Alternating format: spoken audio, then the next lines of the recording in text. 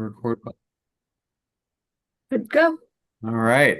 Well, welcome everyone to the Prototyping Manufacturing Program information session.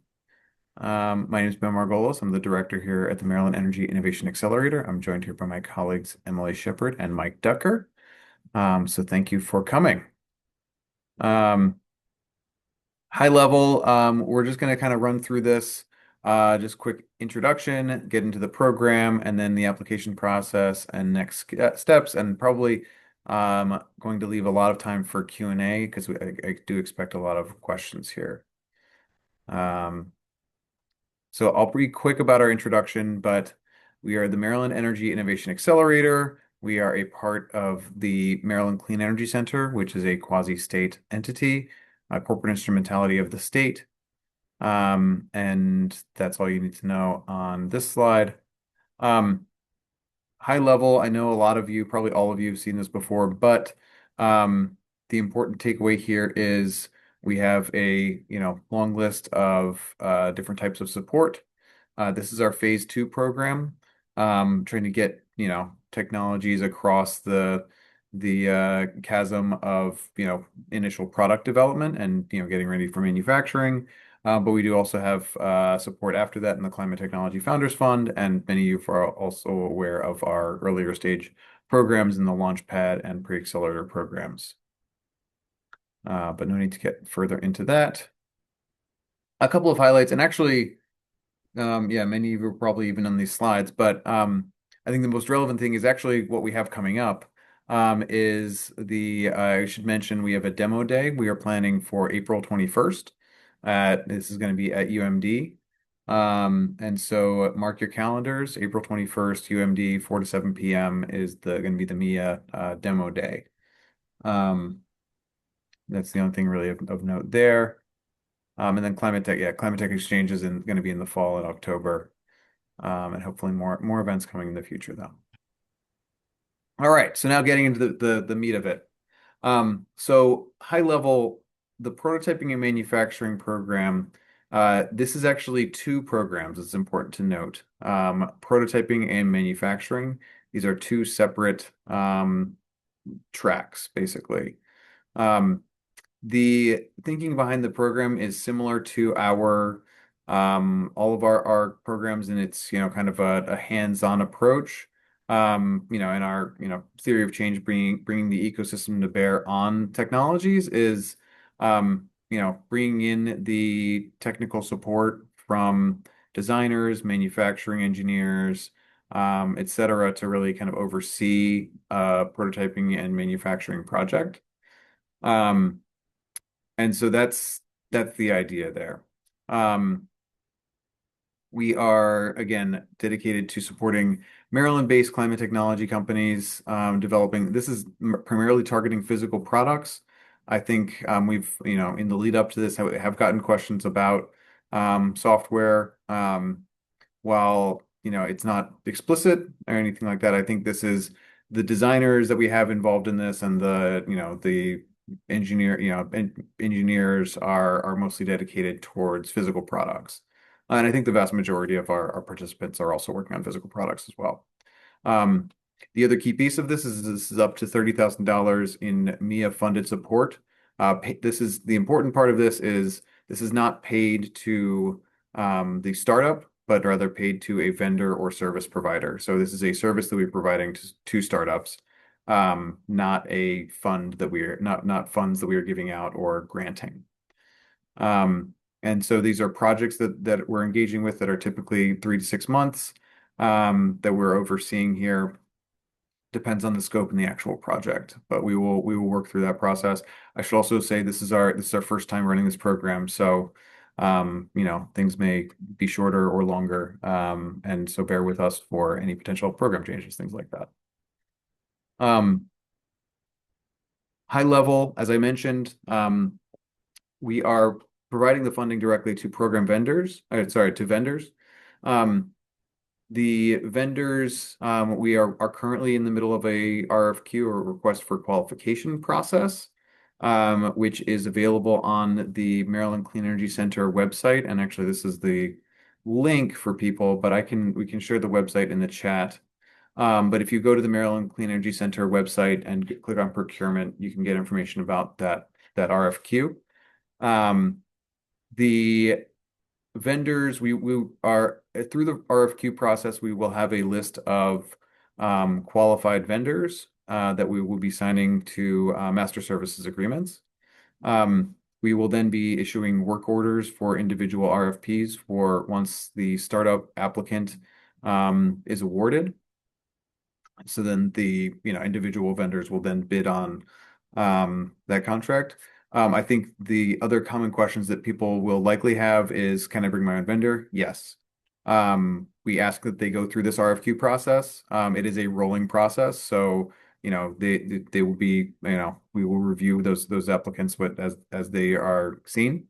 But would ask if you have your own vendors, please, refer them to this, and we will go through the process with them. Um, and yeah, I think that's really the takeaway there.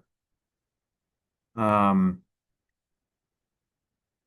so going between the different programs, so the prototyping specific program. Um, so high level on this program, this is kind of the earlier stages, really getting, initial lab concept or, you know, napkin drawing or, ideally some kind of initial product into an actual prototype that is, um, you know, can be designed, can be manufactured, um, can be prototyped. I think this is the thinking behind this program is, again, this is a very small budget. So what can get done for this $30,000 work order is on the order of, design, CAD drawings, maybe some fabrication, maybe some of the validation process, and then kind of some of the design, the DFM, design for manufacturing, um, type of guidance or the actual designs there. High level deliverables that we could look for here, bill of materials, initial prototyping, again, that potential fabrication, any testing results or things like that, or recommendations, guidance, design documents. Um, Again, I do expect a lot of questions here, but this is earlier stage when you're just getting that initial product kind of developed. Um, I'm gonna and then in the manufacturing program, this is once you have, initial prototype, something that's fabbed, or you are ready to look at what a manufacturing site um, requires. So thinking about, okay, we've got, our initial lab set up. We need to think about our next location and what does that need to look like, and what does scale look like in that case? Um, what do what equipment do we need? How does that sequence, et cetera? What pieces do we need to have, for us versus supply chain that we can get provided? Things like that. So thinking about the actual manufacturing process, thinking about the actual manufacturing, manufacturability, um, but more, I guess manufacturability, but more in the practical sense of building that out and designing the manufacturing aspect of kind of scaling. Um, we will answer questions at the end of this, so I'm sure that, please write those down. Um, and please, if you could mute, thank you. But that's it, high level on the programs and kind of idea behind them. And I'm going to turn it over to Emily, who will cover our application process. Perfect. And yeah, we'll include all the links and everything at the end, and we have a slide kind of on next steps. But just to kind of quickly talk about the application process, a lot of you here have been through one of our programs before, so it's a little bit different if you're a new applicant or a prior MEIA company or have applied before. So kind of just to walk through the process a little bit so everyone to hopefully alleviate confusion. The first step in the application process for new companies who are not MEIA alumni or have not completed the inventor expression of interest form, that is the first step. So after that expression of interest form is submitted, MEIA team will do an initial interview, kind of just informal, get to know you, understand what the technology is, how we can help. After that initial interview, we'll kind of assess what program you best fit in between the phases that Ben showed at the first slide. And then from there, we can decide program specific applications. So that's kind of the avenue for new MEIA companies. But then, kind of for our alumni or people who have already filled out that inventor expression of interest form and had that interview, that's kind of where that alumni request comes in. We just ask that you reach out to us and we will kind of send you the phase specific materials and go from there. So it is kind of a two-part process. I'm happy to clarify along the way if there are questions. But please don't hesitate to reach out to make sure you're filling out the right form because we understand that your time is important. So just let me know and I'll put my email obviously in the chat and then on the final slide.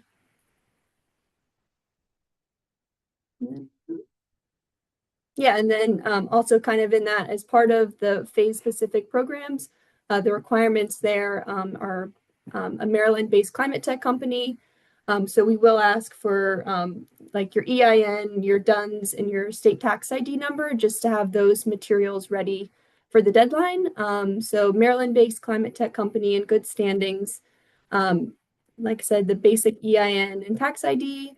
We're looking for a number of full-time employees in your current fundraising stage, and then confirmation of willingness to provide a cost share. And that'll all be in that phase-specific application, like I said, but if there's any questions through the application process, just let us know.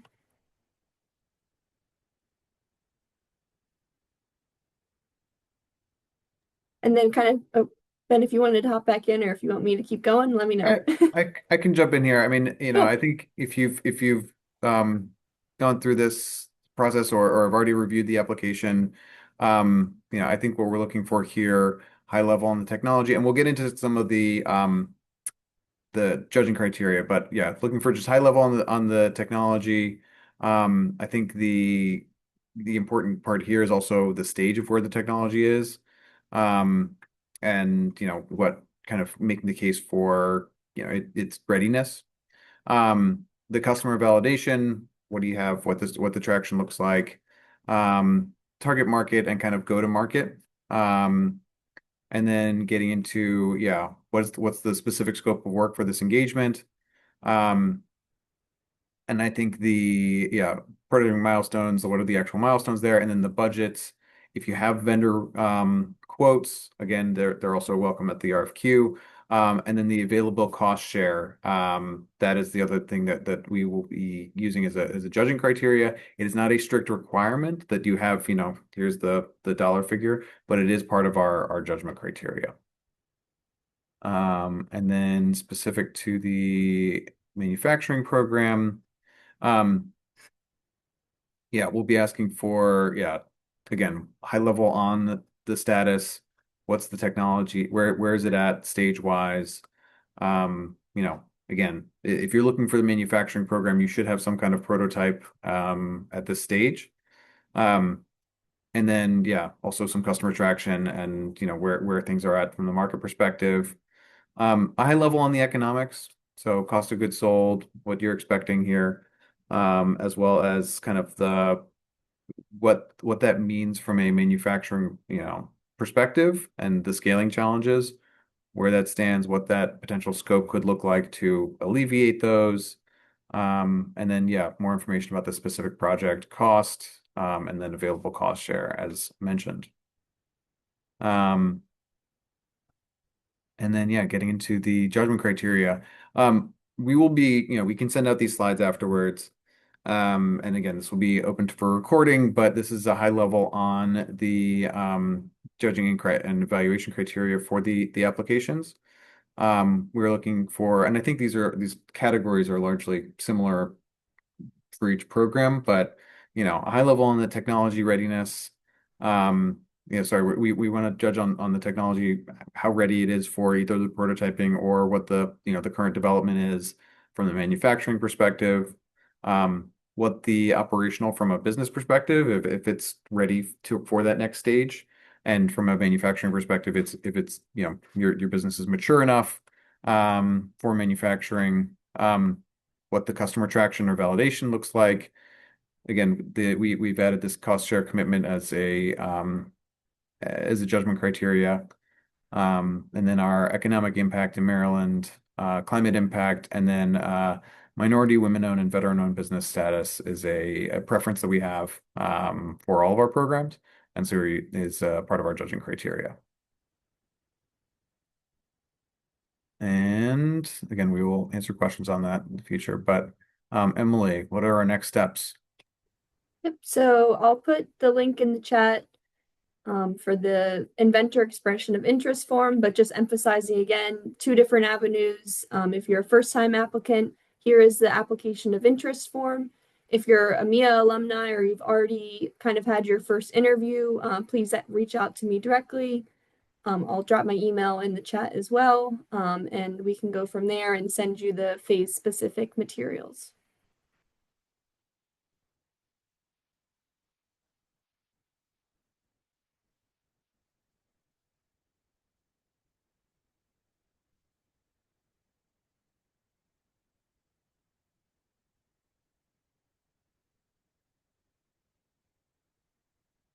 Oh, Ryan, do you want to go ahead? Sure, thank you. Just a quick question. So is this going to be a one time a year type of program, or will it be multiple application periods?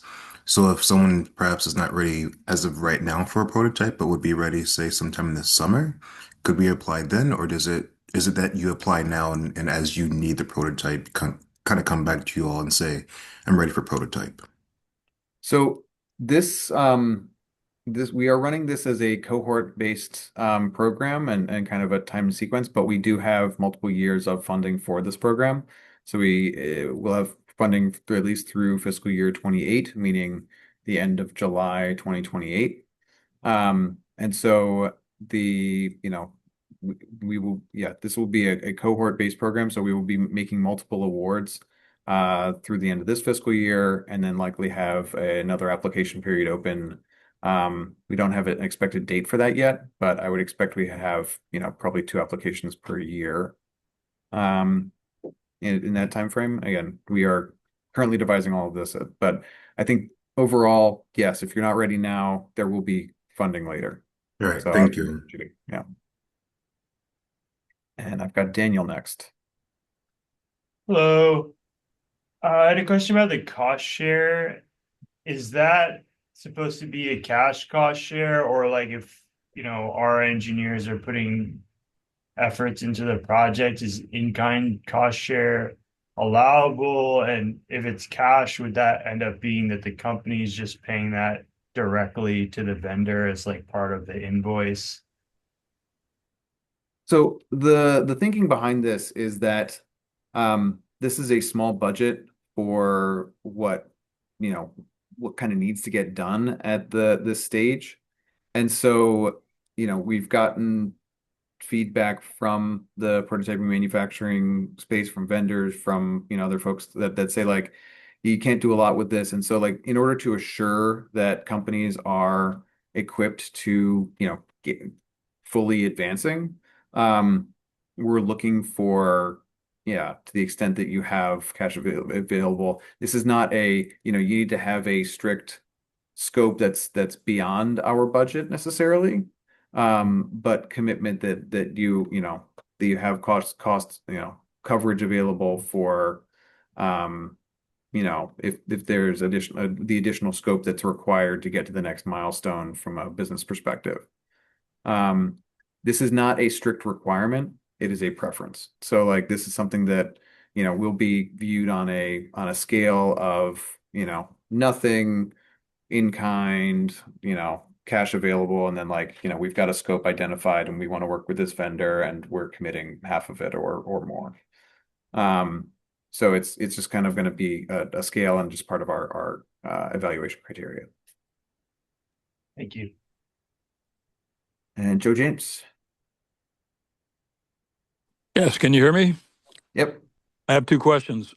One, I think one of your criteria is climate impact, the product that I'm interested in applying regarding provides both that because of it's made from a plant material that captures lots of CO2 per acre, but it also provides an environmental safety benefit. We make a bio-based alternative to carbon black filler powder, which is very toxic, but used to make tires and plastic things and whatever. So it's a dangerous material that gets into the environment.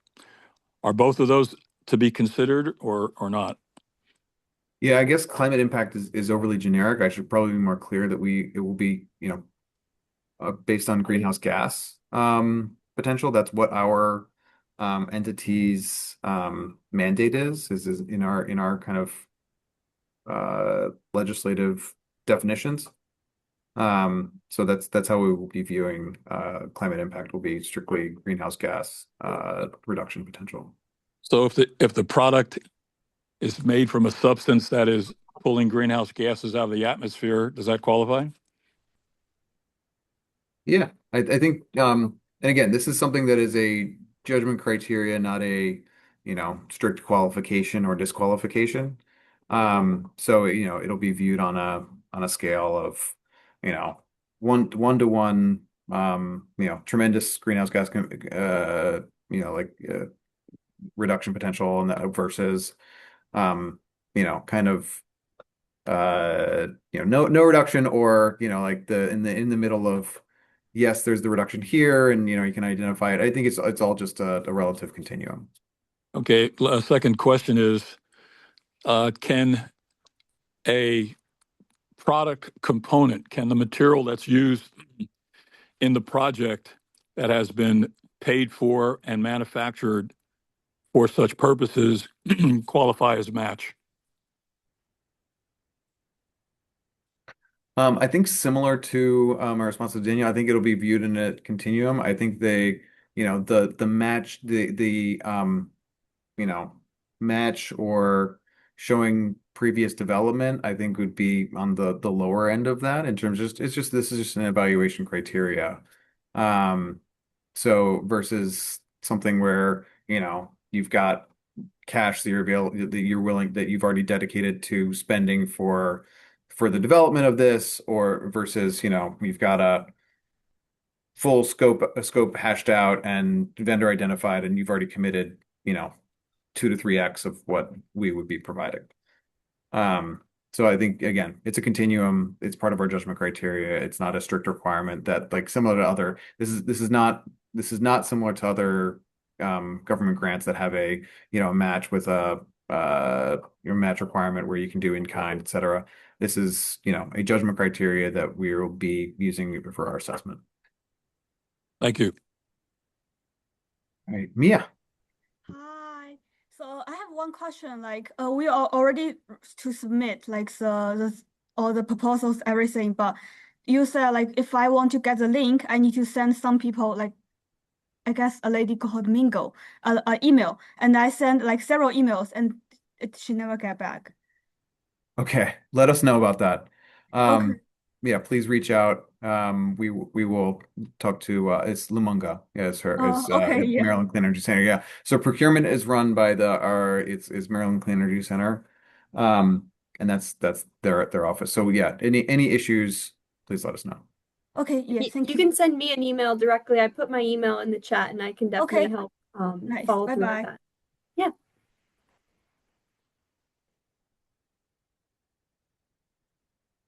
Great. Any other questions?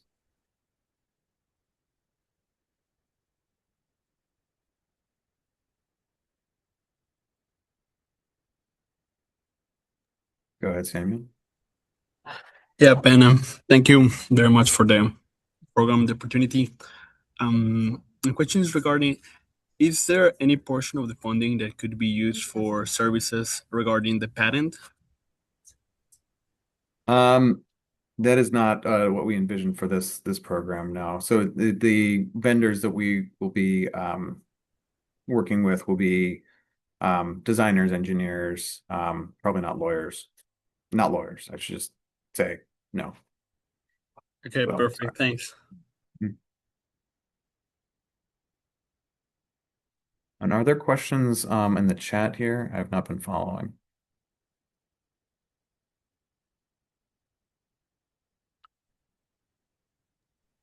Question from Paige. How many companies for each program can we apply it to both one or the other?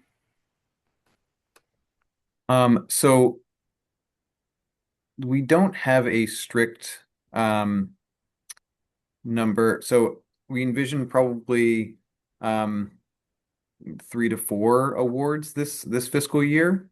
Um, but it's not a strict number for each program. It kind of depends on the applicant pool.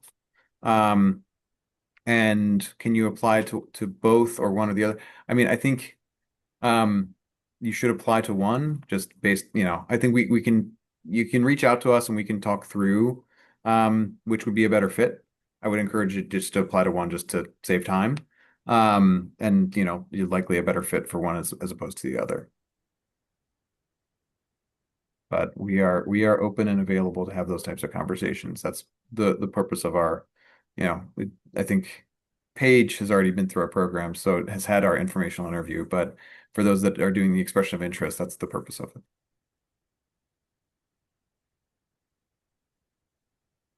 Any other questions in the chat?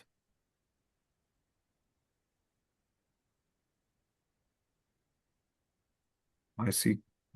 Mia asked about the vendor perspective Zoom. We did have an information session on that too. So that I don't know if that's posted on our YouTube. Okay, no, it's not posted on our YouTube.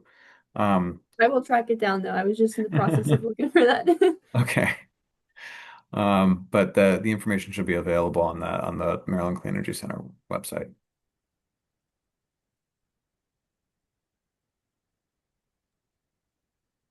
Kane is asking if we can pay for basically uh, contractors or potential employees already hired for some of their manufacturing If as cost share. Is that right, Kane? I just want to make sure I address that right.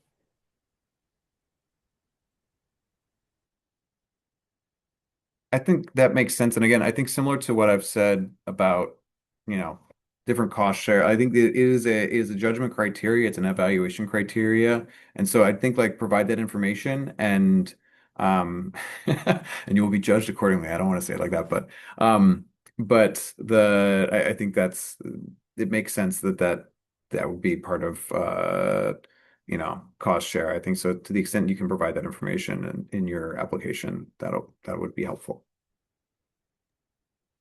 And Amir is asking about, is there a preference for Maryland-based vendors versus US-based vendors? Um, as part of the RFQ process, yes, we do have a Maryland-based preference. But if you're bringing in your own vendor, they're like it's not that they're going through the RFQ process, but they're likely not going to be signing a master services agreement. But we'll just be going through the qualification. And so would be not necessarily factored in strictly or evaluated strictly against other vendors.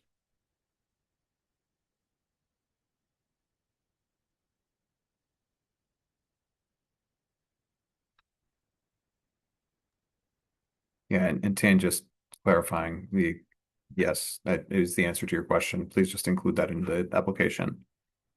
That's just, I mean, and I think this is an answer to all of the questions about cost share. Just provide the information, and we'll be putting in the evaluation.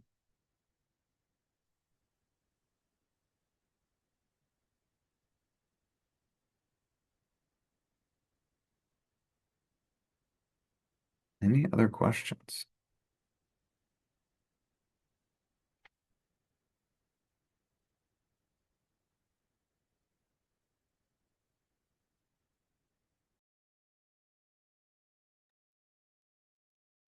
All right.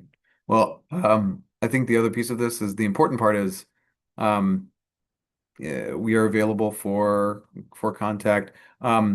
The I think the important question is, so applications are due February 28th. And yeah, I mean, I would have said the 27th, but it's a Saturday, so it's fine. So close of business, whatever, to the 28th. And so that's when, I think the important part is we are available for any other questions, thoughts, etc. So please feel free to reach out to Emily or really anybody on our team here. All right, Larry, more questions. To that point, is there any impact far as for submissions if it's on a rolling basis versus the deadline? So this program is going to be on a deadline. It's going to be cohort based. So we will likely have applications open next fiscal year. So I expect, probably 2 rounds of applications next fiscal year. So, we'll be starting late summer, or fall time frame. But we are going to be doing this program will likely not be on a rolling basis. Understood. Thank you.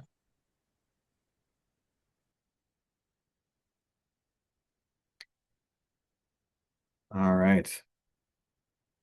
Well, any final questions or anything? Otherwise, we will conclude this early and help out all of those people that are going to be watching us on YouTube later.